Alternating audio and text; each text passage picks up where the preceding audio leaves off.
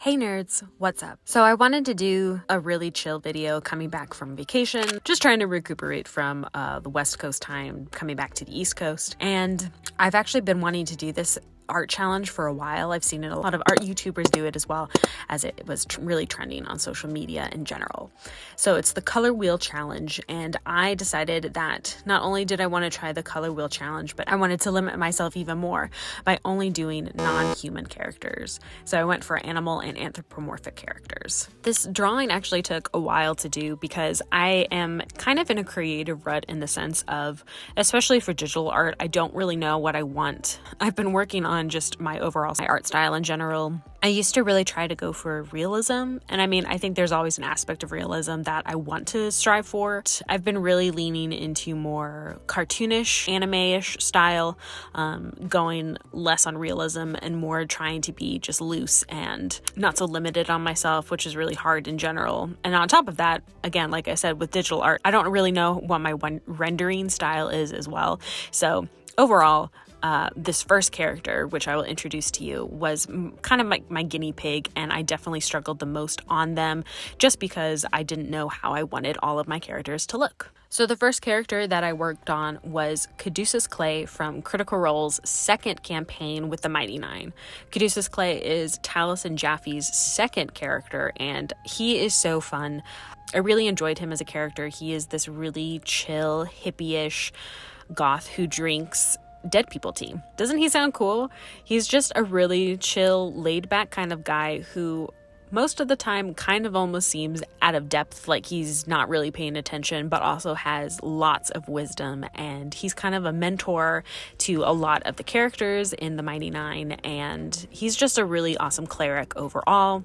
Also, I didn't even mention Caduceus is a furbog. I had never heard of those types of characters until I watched Critical Role, so that was just a really cool introduction to what a furbog looked like. I really enjoyed drawing him. He definitely was also probably the most detailed character out of all of the characters that I drew. Taliesin just likes to make a lot of his character designs super complicated and detailed, so it was really cool to draw the cherry blossoms that was on his armor, as well as just all of the different aspects to his staff and outfit. I definitely used the statue reference for his pictures. I used a lot of references for all of the characters, obviously, and I definitely wanted to get Caduceus right. But I think overall, once I figured out my rendering style for him, that really helped make drawing all the other characters go a lot quicker. The second character that I drew was a dive into the past. It was Red 13 from Final Fantasy VII. Red 13 is always been just a really cool character. I'm a sucker for he's like a lion, wolf, dog, mainly lion, I think, but he's just a really cool character.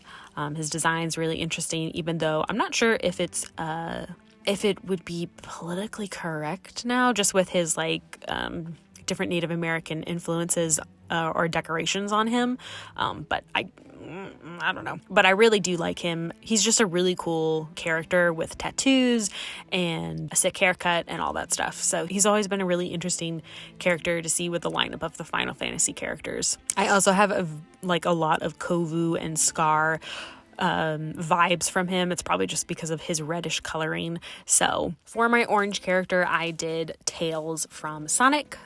Tails, he was a pretty obvious choice for me in terms of not a non-human character, and I didn't want to do Sonic for blue, so I just knew that Tails was a easy choice. I really like Tails. I think I've always been a sucker for the sidekicks and the kid kind of side characters or characters in general in most shows and video games and stuff, so he just fits right up my alley, and he was easy to draw. I definitely also was always Tails when my brother and I played Sonic, ever we played this Sega game. For yellow, I did Isabelle from Animal Crossing. I think her character is adorable and she's so cute. I also loved her involvement with Super Smash Brothers, and I thought I've seen so many memes and fan art and things of her just being that type of trope where, she's really cute and non-assuming, but also can kick your butt if she needs to. I guess because she was involved in Super Smash Brothers, she has an option to fight. So I've just seen her a lot with Snake and like with guns and stuff. So it's just really funny to see how the internet takes Isabelle. But yeah, she was really fun to draw. She also had a lot of details and she was really cute. So yeah, I enjoyed drawing her.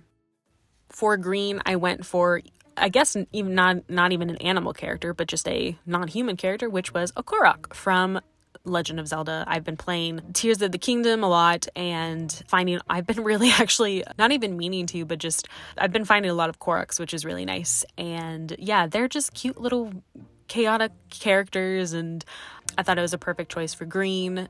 I really enjoy them when they do their dance, at least the first time, and yeah, I thought it was a really good choice for green, and I drew it having some little berries to dance with, and so yeah, it was easy character. I've also been seeing like a lot of rise in Korok cosplay, which is just really cute as well, and a lot of people making like the masks and things, and so that's really cool. I really enjoy those. For blue, I went with a classic Disney character. I went for Stitch. I love Stitch. I've really always enjoyed Lilo and Stitch as an animated movie. It was in that time where Disney was just doing all different types of animation with like Atlantis and Tarzan and then Lilo and Stitch. And I've talked about Lilo and Stitch before on another video of mine, where I just love like the watercolor backgrounds and just the overall really cute, like almost chubby, soft style of all of the characters. So Stitch is a chaotic little koala alien, and so I just had a good time drawing him.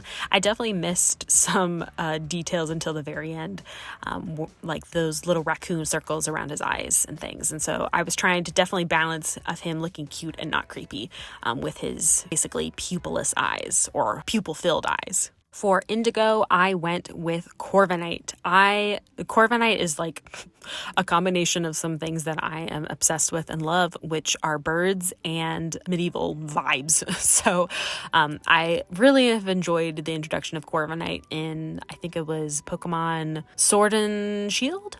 And so yeah, I've really liked Korviknight as a Pokemon, as well as like the ability to fly and all that stuff.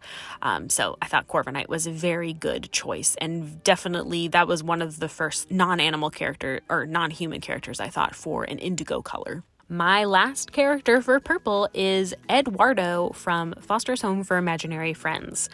Again, one of those tropes where they seem, or I guess he's the opposite of Isabelle, where he looks really scary or mean, but he's actually a softie, and he can bring out his fierceness and almost animalisticness when someone he loves is in danger, but really he's a softie and wouldn't hurt a fly, and he's super sensitive and empathetic. I love Eduardo. He was definitely one of my favorite characters in Foster's, and so I thought of him as a great purple character, and I really enjoyed drawing him. Also adding all of those details I almost forgot to put in his pants. I wasn't sure if the way that I drew it, I would need to put those in, but it did seem like the way that I cut off, where he is cut off, that his pants needed to show. So, but anyway, those are all of the characters that I did for my color wheel challenge, and let's take a look at the final wheel.